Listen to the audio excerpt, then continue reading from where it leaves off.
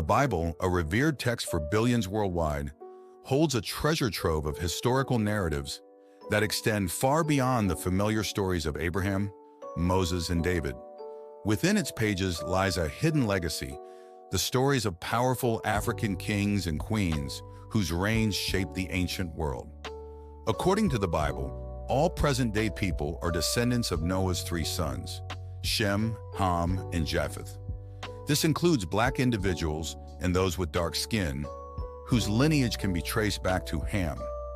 Shem and Japheth are Ham's brothers, representing the Semitic, Arabs, Jews, Syrians, etc., and Japhetic, Europeans and Asians, peoples respectively. The Bible identifies Ham, Noah's son, as the progenitor of African and black people. His name is consistently associated with Africa, and the book of Psalms links him to the ancient Egyptians. Ancient Jewish and other traditions also attribute African ancestry to Ham.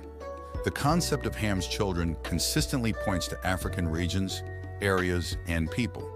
Additionally, the name Ham holds the meaning of burned or dark in Hebrew, Aramaic, and other ancient languages, alluding to the color of his hair and skin. Within chapter 10 of the book of Genesis, specifically between lines 6 to 14, one can explore Ham's family tree, also known as the Hamitic people. The book mentions Ham's children, Kush, who became the father of many African people, and Mizraim, who became the father of the ancient Egyptians. Arabs, Jews, Syrians, and others refer to Egypt as Mizraim because it was named as such by its founder. Put, also known as Phut, and Canaan, the father of the Canaanites, are also sons of Ham. Canaan refers to both a place and a group of people. Kush, Ham's first son, gave rise to various countries and peoples, including the Ethiopians. Ethiopians and the people of Nubia, previously known as the Kingdom of Kush, share the same origin. These are significant countries and groups of people, and their ancestry can be traced back to Kush. It is worth mentioning that the people of Samaria, who are believed to have descended from Nimrod, Cush's disobedient son, are thought to have originated from Old Babylon. Additionally, individuals from South India, as well as populations from various parts of Africa, such as Malians, Eritreans, Kenyans, Congolese, and Vendas from Gabon, are considered to have Kushite heritage.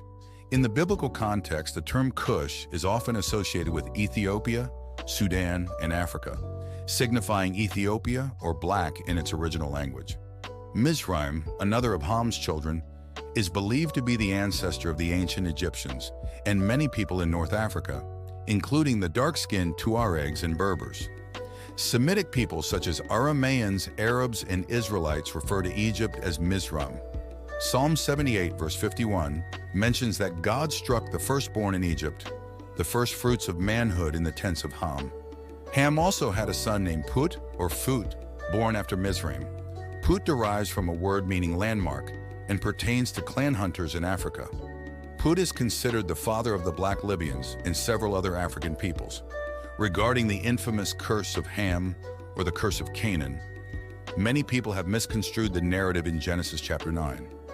The Bible recounts that when Noah became intoxicated, his son Ham did not assist him, but instead mocked his naked and drunk state to his other brothers.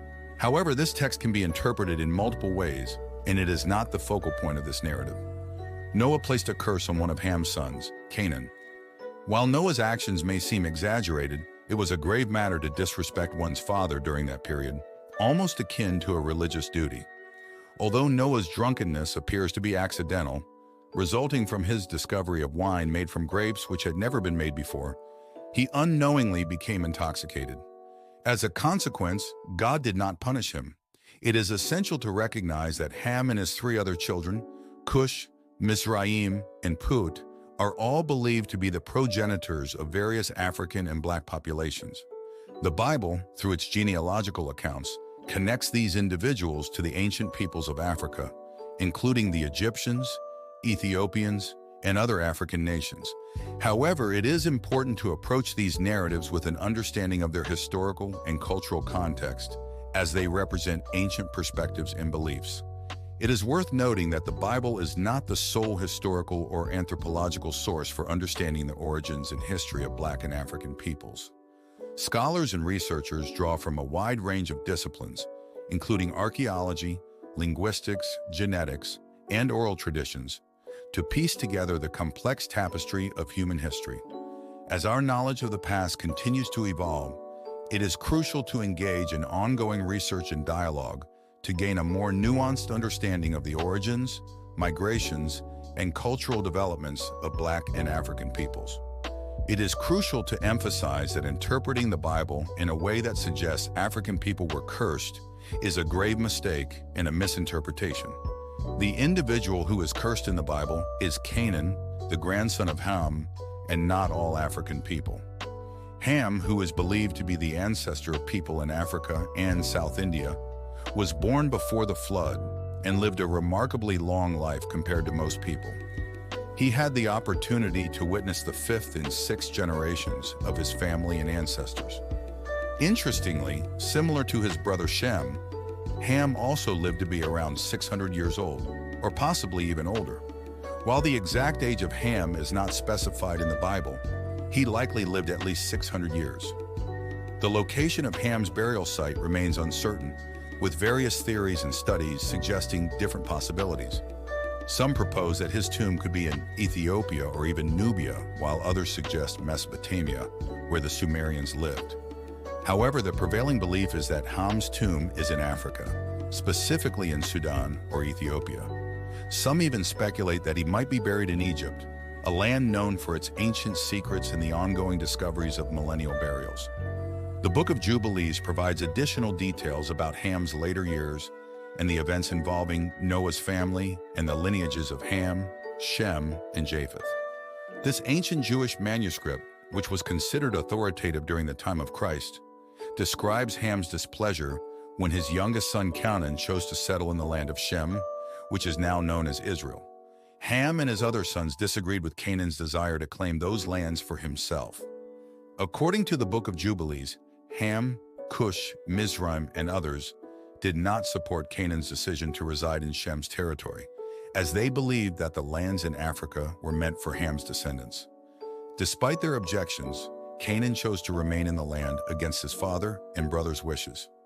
In the Book of Jubilees, it is mentioned that Ham was the first person to establish a city and region after the flood.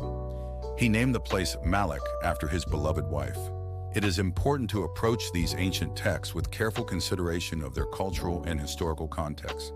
The Bible provides a complex and multifaceted narrative, and it is crucial to avoid misinterpretations that perpetuate erroneous beliefs or unjustly associate curses with entire groups of people. The richness of African heritage and its connection to biblical narratives provides a deep sense of pride and belonging.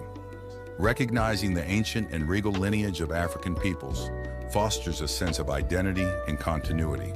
The ancient Egyptians, Nubians, and Ethiopians were not just part of biblical stories, but were also great civilizations in their own right, contributing immensely to human history and culture. Nubia, also known as the Kingdom of Kush, was a powerful and influential civilization located to the south of Egypt. It played a significant role in the history of the region, often interacting with and influencing its more famous northern neighbor. The Nubians were known for their advanced society, impressive architectural achievements, and rich cultural heritage. Their descendants, who include the modern-day people of Sudan and parts of Ethiopia, carry forward a legacy of resilience and cultural pride. Ethiopia, one of the oldest nations in the world, has a history that stretches back thousands of years. It is often mentioned in biblical texts and has been a center of civilization and culture in Africa. The Ethiopian Orthodox Church, one of the oldest Christian denominations in the world, traces its origins back to the early days of Christianity. Ethiopia's rich history includes legendary figures such as the Queen of Sheba, who is said to have visited King Solomon and Emperor Haile Selassie, a symbol of African unity and independence. The Berbers, indigenous people of North Africa, have a history that spans millennia. Known for their resilience and adaptability, they have maintained their cultural identity despite numerous invasions and changes over the centuries. The Berbers were instrumental in the spread of Islam across North Africa and into Spain. Their influence can be seen in the rich tapestry of North African culture, from the architecture and cuisine to the music and art. The spread of African culture and its influence on the world is a testament to the strength and resilience of its people. African traditions, languages, and customs have traveled across continents, enriching global culture. The African diaspora, spread across the Americas, Europe, and Asia, continues to contribute to the global community, blending its rich heritage with new cultural influences. Understanding the historical context of these narratives is crucial in appreciating the depth and complexity of African heritage. The stories of ancient African peoples, as recorded in the Bible and other historical texts, provide valuable insights into the early development of human societies. These narratives remind us of the interconnectedness of all human beings and the shared history that binds us together. As we continue to explore and understand our shared heritage, it is essential to approach these stories with an open mind and a willingness to learn. The rich history of Africa and its people is a source of inspiration and pride for all of humanity. By embracing this heritage, we can foster a greater sense of unity and respect for the diverse cultures that make up our world. Thank you for joining us on this journey through the regal lineage of ancient Africa. We hope you have gained valuable insights into the rich history and heritage of African peoples. Remember to subscribe and click the notification icon for future updates. Stay tuned for more episodes where we delve into critical issues found in the Bible and explore the fascinating history of our ancestors. Together, we can unlock the secrets of the past and build a brighter future for all.